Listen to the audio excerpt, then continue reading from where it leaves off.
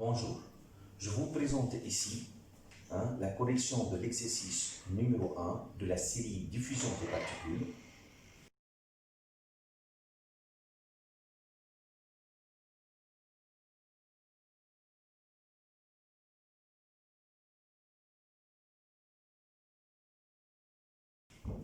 On étudie la diffusion des neutrons dans un matériau homogène. On note petit j, le vecteur densité de courant des particules qui dépend de la position m et à l'instant t. Donc, petit n, le nombre de neutrons par unité de volume. Donc, petit n aussi dépend de la position de m et de la particule et l'instant t, nombre de particules par unité de volume, donc logiquement l'unité mètre moins 3, et dès le coefficient de diffusion dans le milieu considéré. La diffusion se produit parallèlement à l'axe x. Les grandeurs petit n et j ne dépendent donc a priori que de la variable cartésienne x dans cet exercice. Donc je peux écrire que j dépend essentiellement de x et du temps, variable seulement d'espace, x et du temps, donc il est collinéaire avec l'axe ux. Même chose ici, petit n, donc elle dépend seulement de x et du temps. Question numéro 1. Rappelez la loi de Fick reliant la densité neutronique petit n au vecteur densité de courant particulière et justifie la présence du signe moins dans cette loi.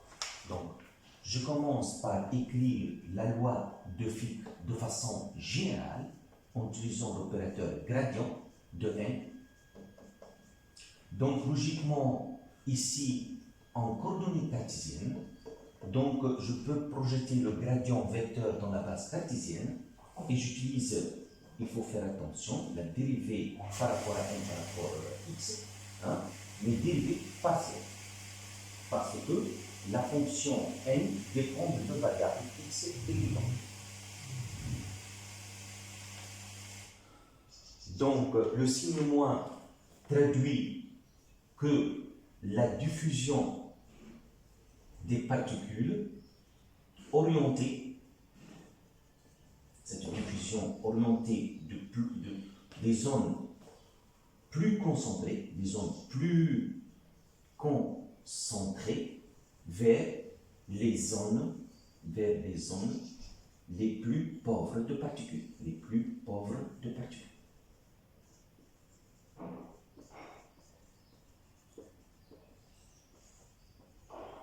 Donc, le vecteur J orienté toujours de la zone la plus concentration de particules vers la zone moins concentrée. Donc, de point de vue dimension, ou bien unité, le norme de J, donc voici dimension, le norme de J représente le nombre de particules qui traversent la section élémentaire ds pendant l'intervalle de temps qui sépare l'instant t et t plus dt. Donc son unité n'est autre que mètre moins 2 seconde moins 1. Le norme de gradient de petit n, le gradient c'est 1 sur mètre, petit n, nombre de particules par unité de volume. Donc, en total, on a mètre 4. D'où le coefficient d, le norme de j, dimension norme de j, c'est une norme de gradient. J, mètre moins 2, seconde moins 1, le 2 sur mètre moins 4. Donc, on peut simplifier, on trouve facilement mètre carré par seconde l'unité du coefficient de diffusion de particules. Ce coefficient D dépend aussi, à titre d'indication, de la température de la solution. Donc, je vais prendre ici D est constante. Je passe maintenant à la question numéro 2. On suppose dans un premier temps que le matériau est une tige de section constante S, de longueur L, dans lequel il ne se produit aucune absorption ou création. C'est-à-dire pas de taux de création de neutrons.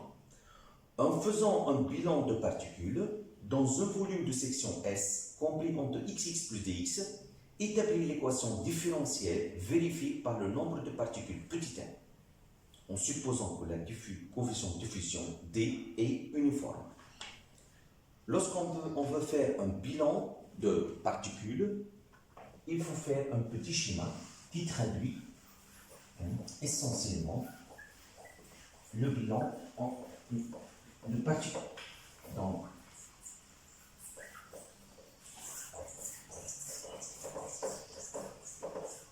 on va faire le schéma. Vous avez ici une tranche entre x et x plus x. Donc, le volume élémentaire, c'est une surface S fois dx. Donc, le vecteur ici, J, x de t, le flux de particules sortant à la position x de t, et on suppose pas de diffusion de particules latérales. Donc, en écrivant le nombre de particules, soit une tranche, donc le nombre de particules dans cette tranche, dm, le nombre de particules dans cette tranche, n'est autre que petit m, nombre de particules par unité de volume, multiplié par le volume des taux élémentaires. Donc, petit m x de t fois s dx, le volume élémentaire de cette tranche. Faisons le bilan, donc je peux écrire que la variation du nombre de particules entre deux instants, donc ici, la variation, c'est-à-dire m, le nombre de particules à l'instant t plus dt, moins m à l'instant t, le nombre de particules dans cette tranche, donc n'est autre que petit n x à l'instant t plus dt, moins n x de t, le tout multiplié fois s dx. Donc, puisque j'ai utilisé un volume élémentaire, je préfère bien utiliser le symbole delta pour dire que le nombre de particules est élémentaire. En utilisant un petit développement de Taylor, c'est la notion de la dérivée partielle du nombre x de t par rapport au temps dt, s dx. Donc, ce nombre se traduit la variation du nombre de particules dans ce volume entre les instants t et t plus dt. Cette variation de particules entre ces deux instants se traduit par un flux de particules entrant ou sortant. Donc, je peux écrire que cette quantité dn,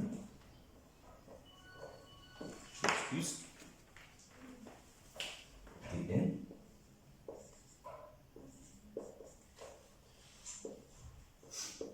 égale le nombre de particules entrant moins le nombre de particules sortant.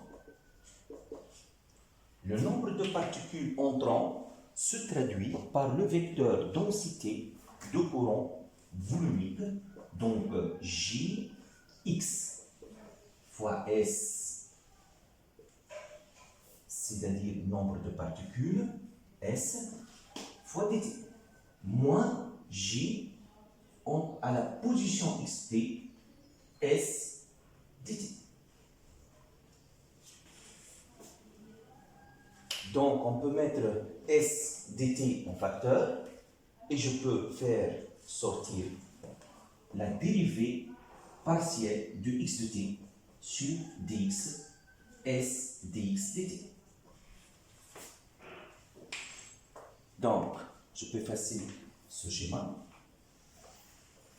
pour réécrire le bilan en finish. C'est-à-dire je peux écrire que cette variation de particules entre les deux instants, t et plus dt, s dx dt, égale, dans ce cas, à la dérivée. Mais ce dérivé, il faut ajouter le signe moins, puisque j'ai commencé par x et même par x plus dx.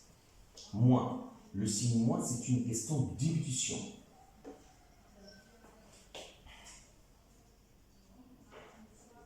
Donc, je vais passer cette partie. En simplifiant de part et d'autre par ces deux termes, je peux réécrire, en fin de compte, la dérivée de n par rapport au temps. Il faut toujours utiliser des dérivées partielles, parce que la fonction dépend de variables, moins dérivée de j, x de t, dx.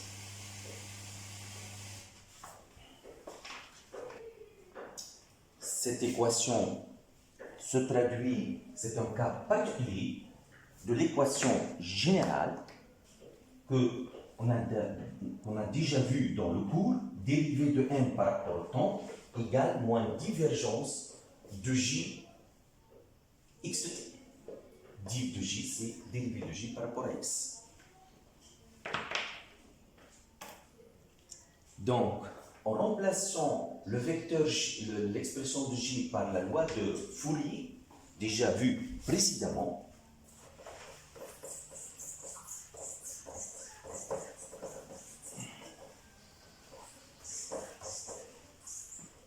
donc, or, j égale moins d dérivée de n par rapport à x. Donc, je peux déduire une équation différentielle qui se traduit par cette relation. Moins avec ce moins, ça fait plus. D constante, je peux faire sortir de la dérivation. Dérivée seconde de n par rapport à x2. Donc, c'est une équation différentielle spatio-temporelle, puisque c'est une équation qui dépend de x et du temps. Donc, c'est une équation analogue à celle vue dans le cours d'ondes électromagnétiques. Exemple 1. Donc, analogie avec le cours d'ondes électromagnétiques, la dérivée seconde du champ électrique E par rapport à x2, par exemple, si l'on se propage selon la direction x, mu 0 fois gamma, dérivée de E sur dt égale à 0. Le terme dérivé par rapport au temps impair traduit physiquement un terme d'amortissement et un terme d'irréversibilité de la réaction.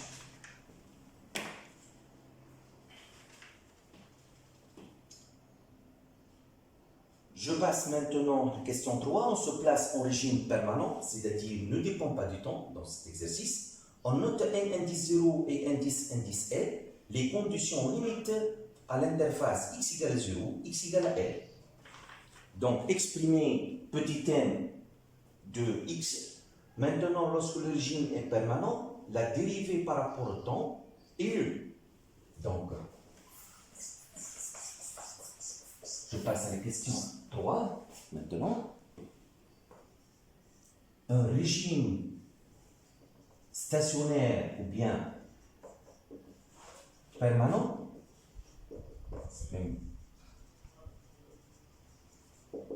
la dérivée de n par rapport au temps égale à 0.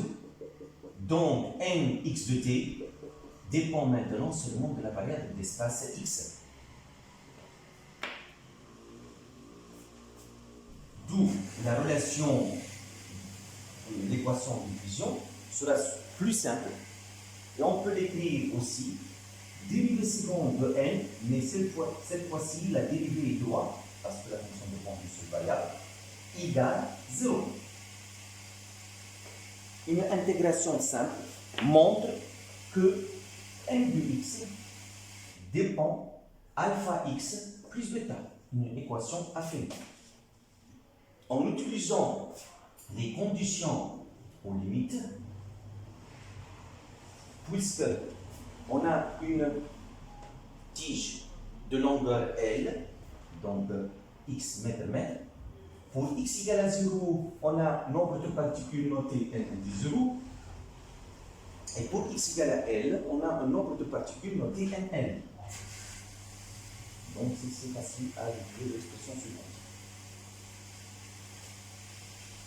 Par contre, si je veux déterminer le vecteur J, division de particules, J, donc implique que J de x égale loi de Adolphe, moins dérivée de n de x par rapport à x, moins nl moins n0, le tout sur L, dérivé par rapport à x, c'est une constante.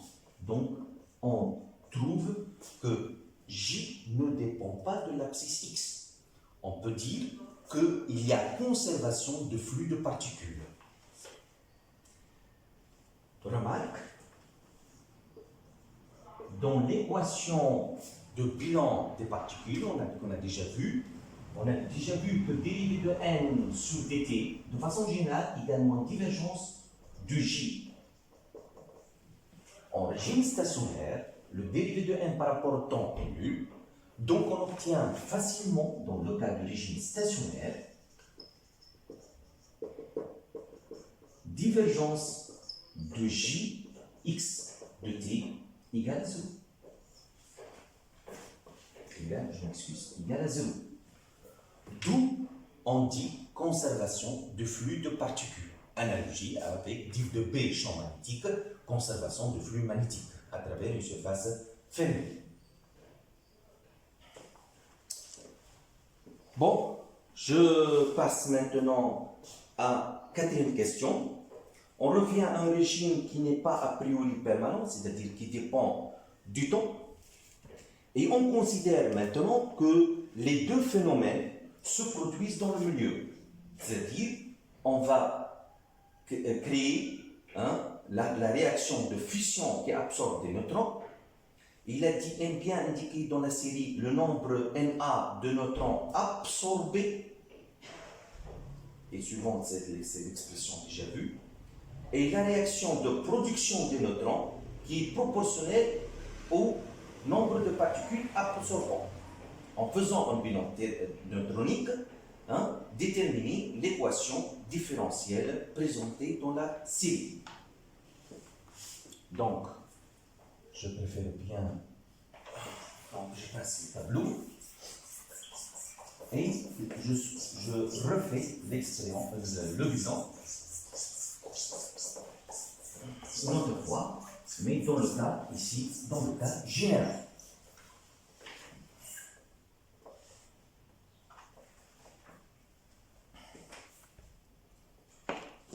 Donc, lorsqu'on va écrire maintenant une question, la variation du nombre de particules égale le nombre de particules de façon générale entrant moins le nombre de particules sortant. Ça, c'est dans le cas où il n'y a pas de production ni absorption.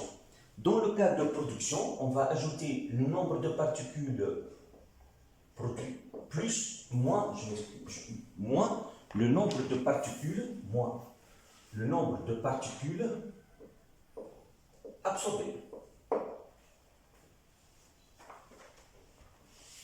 Ici, on a déjà vu, c'est représente dérivée de n par rapport à t, x de t, s dx dt.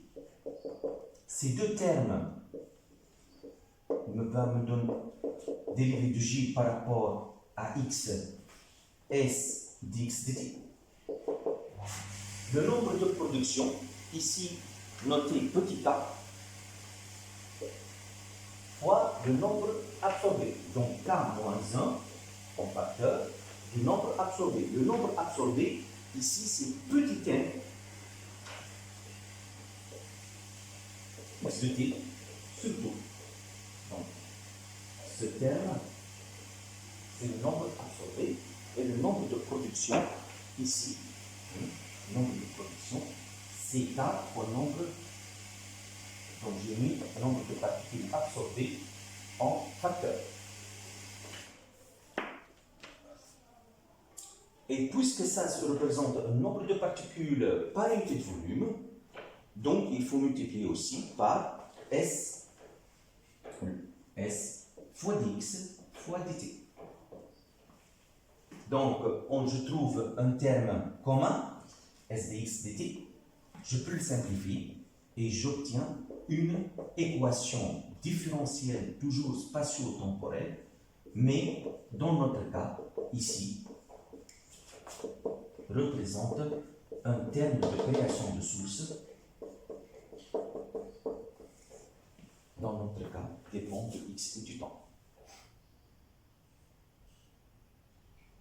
Que j'ai noté dans le cours le terme sigma. En changeant maintenant J par la loi de Fick, j'obtiens D majuscule, dérivée seconde de nx de t sur dx2 plus k-1, le tout fois nx de t, surtout égale dérivée de n x de t dt. Donc, j'obtiens facilement l'équation demandée dans l'exercice.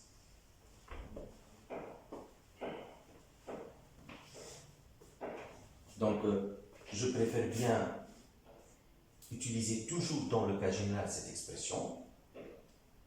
Dans le cas où il n'y a pas ni de production ni d'absorption, il suffit de le supprimer. Et tu tiens compte entrant ou en sortant. Et surtout entrant dans n'importe quelle de la face A et sortant, on peut avoir sortant dans les deux faces, c'est-à-dire face de base et face latérale. Je passe maintenant à la question 5. Quelle équation différentielle de la densité de neutrons N vérifie-t-elle alors en régime permanent? On supposera dans toute la suite que le régime est permanent.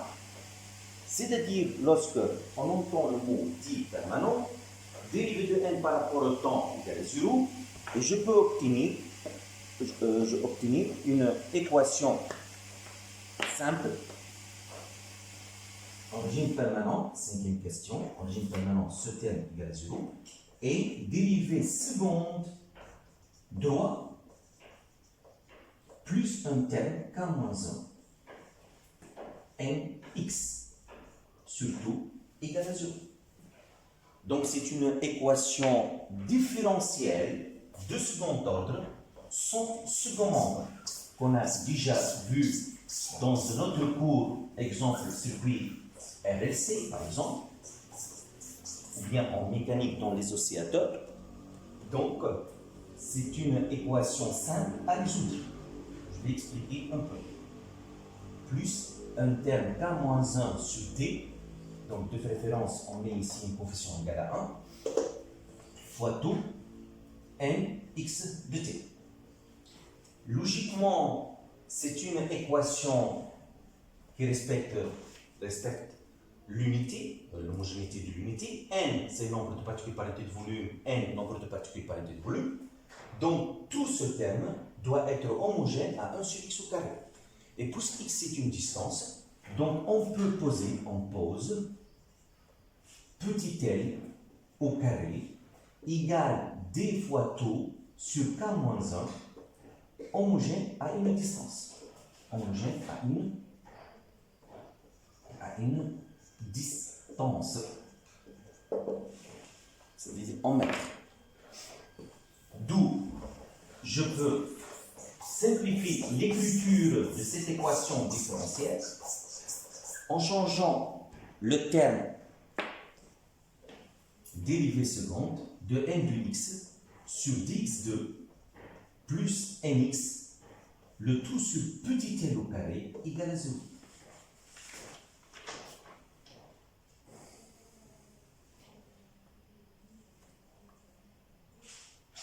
Donc, voilà la réponse à la question pour le moment.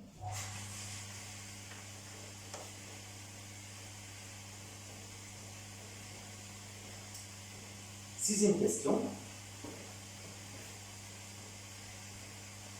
On suppose dans un premier temps qu'il ne se produise pas de réaction de fission dans le matériau.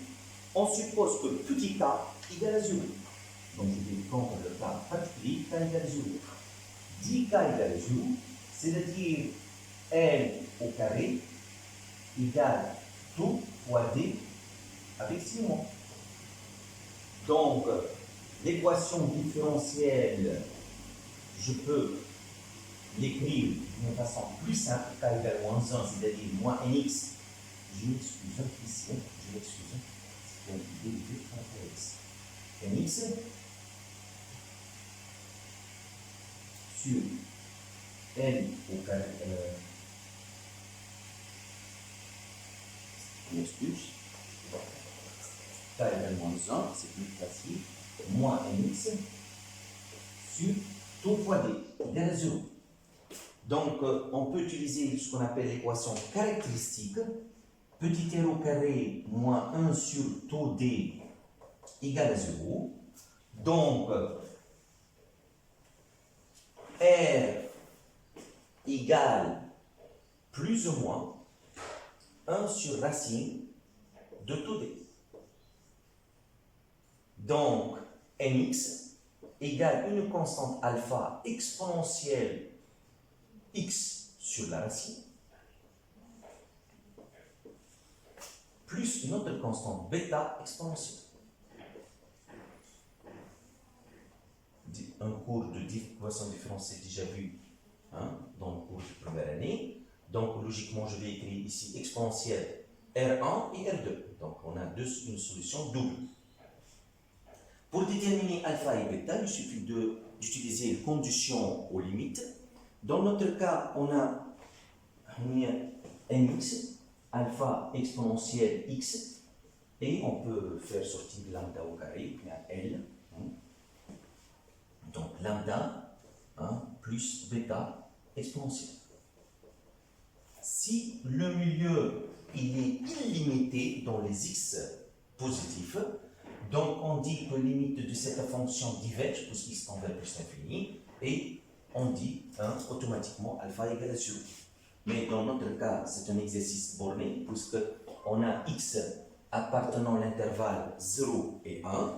Donc, je vais utiliser tout d'abord les conditions limites n entre parenthèses 0 égale le nombre de particules indiquées n0 et j de x égale moins d majuscule dérivé de n par rapport à x, et je vais calculer ce terme en x égale à 0. Puisqu'il a indiqué dans le texte que ce terme vaut j indice 0. Donc, deux équations mathématiques, deux inconnues, je peux faire sortir facilement les constantes d'intégration alpha et bêta.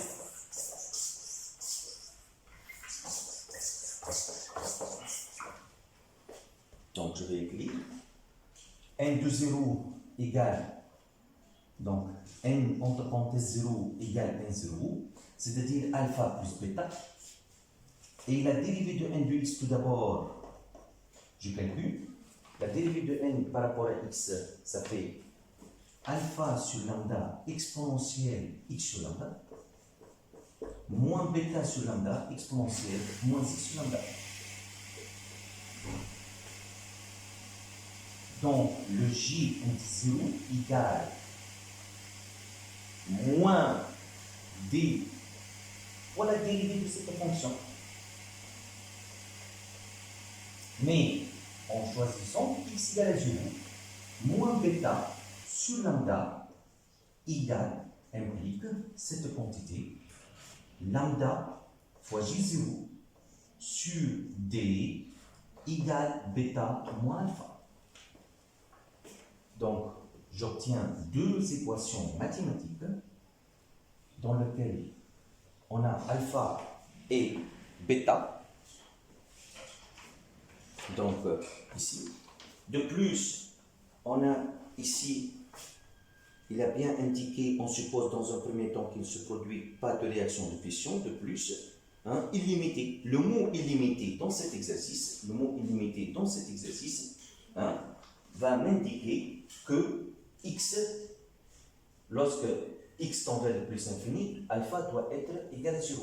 Donc le mot illimité, donc je vais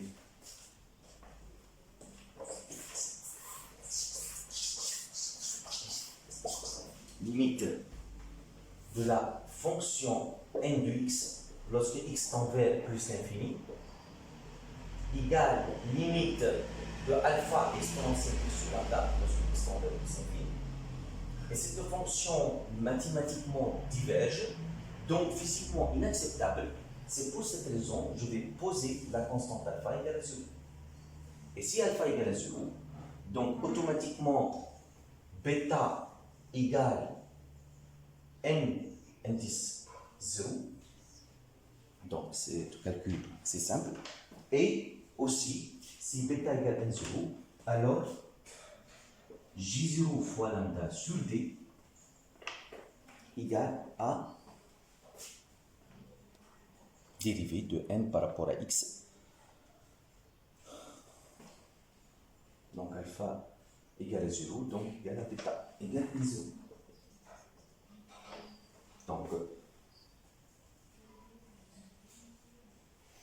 Donc l'équation de notre rang n de x égale n indice 0 exponentielle moins x sur lambda avec n0 égale j0 fois lambda sur d. En changeant maintenant lambda, c'est une constante que j'ai posée précédemment d fois tout.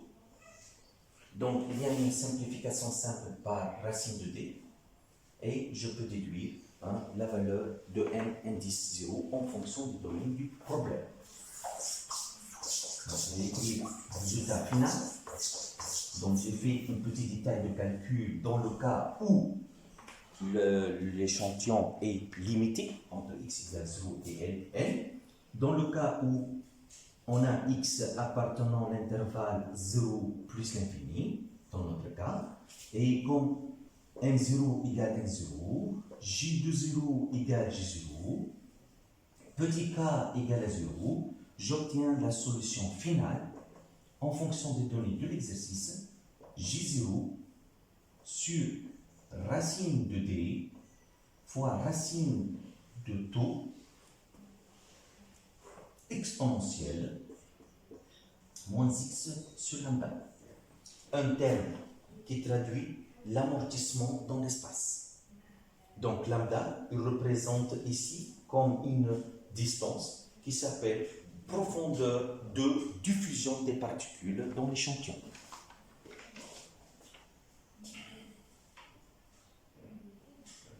Petit b, exprimer la distance delta à partir de laquelle la densité de particules égale 1% de sa valeur en x égale à 0 en fonction de d et tout. Pour cela, il suffit de présenter la courbe n en fonction de l'abscisse x. Et cette fonction, semblable à celle déjà vue dans l'effet de Paul, onde électromagnétique, donc on va avoir une asymptote. Donc ici, l'intersection s'appelle lambda. Profondeur de pénétration de la diffusion des particules égale d fois 2. Donc, on veut avoir ici, après quelques lambda, une erreur de 1%. Donc, le calcul est simple. Donc, delta égale 100 fois racine de d log de 100. Je m'excuse. Delta égale log de 10 exposant 2, c'est-à-dire 100, fois racine de d fois 2. C'est simple, il suffit de poser x ici, delta, et n pour laquelle on a cette différence 1%. La différence 1%.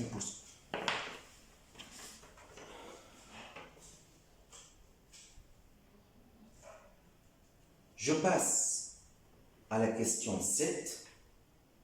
On suppose maintenant que le matériau produit des neutrons par fission et que la quantité de neutrons produits est supérieure à celle des neutrons absorbés. Donc on note petit k supérieur à 1.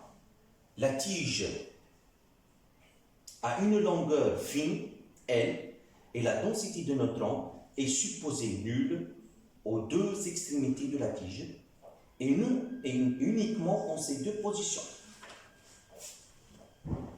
Donc je vais écrire les onyx.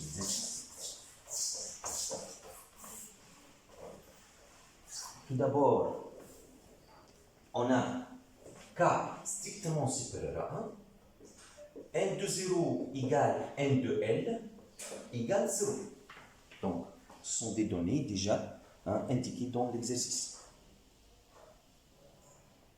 La question, exprimer petit n en fonction de n0, k et d, taux et x, et montrer que cette solution n'est envisageable que si la longueur de la tige prend une valeur L critique que l'on exprimera en fonction de d.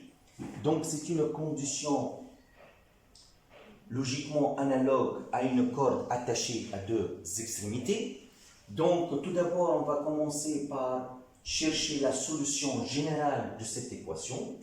Puisque k strictement supérieur à 1, ce coefficient est positif, et l'équation caractéristique de cette équation différentielle, son second membre, s'écrit sous la forme suivante, r au carré plus k moins 1 sur taux fois d égale 0. Donc r au carré égale moins k moins 1 sur taux fois d.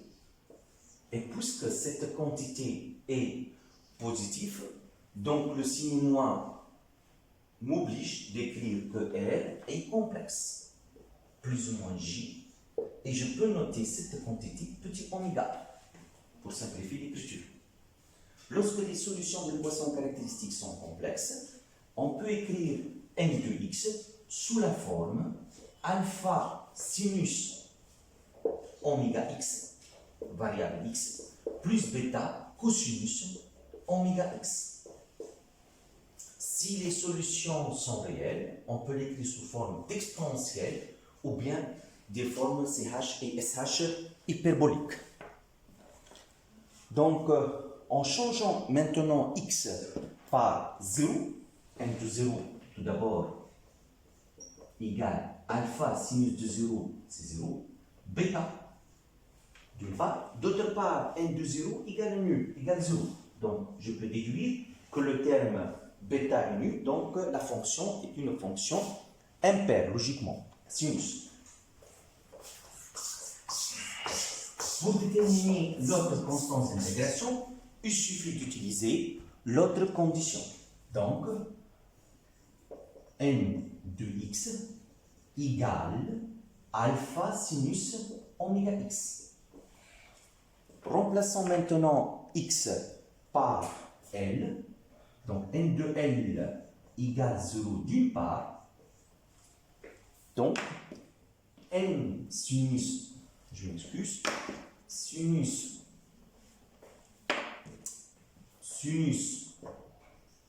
oméga fois x égale à L égale 0.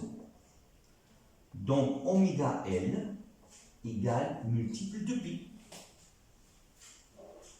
Donc, oméga, c'est donné par l'exercice, mais donc je peux remplacer maintenant oméga par cette expression.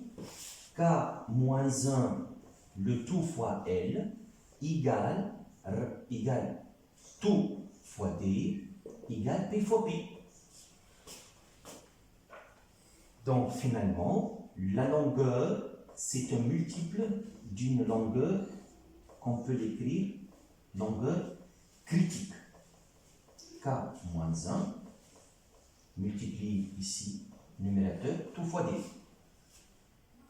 Donc, si P égale à 1, on peut avoir L critique.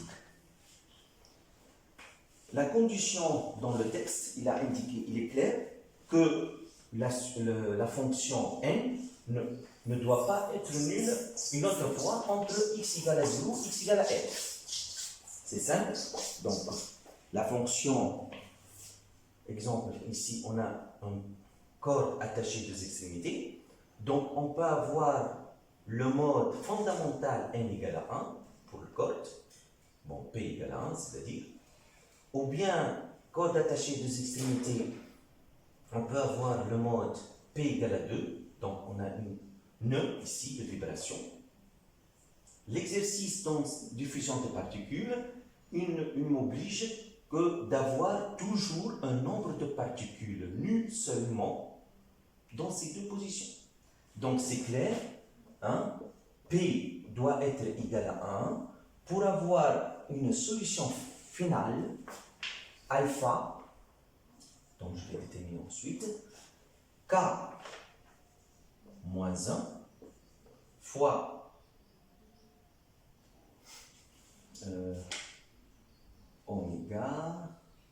oméga égale, je m'excuse, oméga égale P, oméga ici égale P fois pi fois x sur L. Avec P doit être égal à 1. Le terme alpha, c'est indiqué puisqu'il a dit que pour x égale à 0, hein, le terme ici est nul. Voilà, on vérifie bien. Si L égale à L, le sinus est nul, mais on va avoir un terme n indice 0 où le nombre de particules est maximal. Il est bien indiqué dans le texte, en note n0, la valeur maximale de la densité des neutrons à l'intérieur de la tige. Donc c'est clair, la densité est maximale, logiquement moitié. Donc on peut vérifier bien que pour x égale L sur 2, le nombre de particules égale N0. Merci pour votre attention.